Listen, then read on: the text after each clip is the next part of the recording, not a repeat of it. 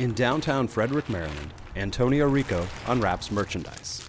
Never having been in business, for never having worked in retail, I feel like I've done really, really good.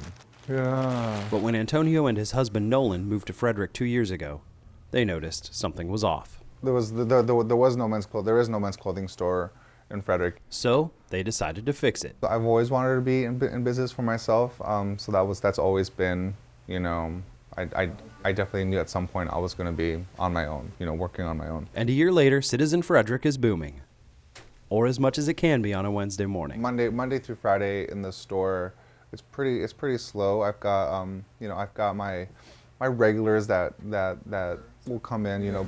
Looks good. Give it a wash. Yeah, it looks good though. Weekends, it's, you know, we go gangbusters here, so it's like, okay, how do we keep encouraging people to come up? Open my store. Hey, Antonio.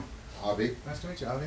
In addition to having a brick and mortar store, Antonio and Nolan also sell things online with the use of Instagram and other social media sites, which I'm posing for now. My goal for 2015 is to redevelop the website.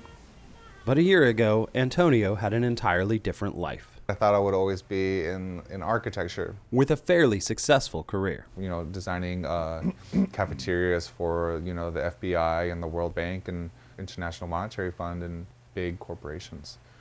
Yeah, and then eventually, you know. Boom. Yeah. He's working for himself. I did good.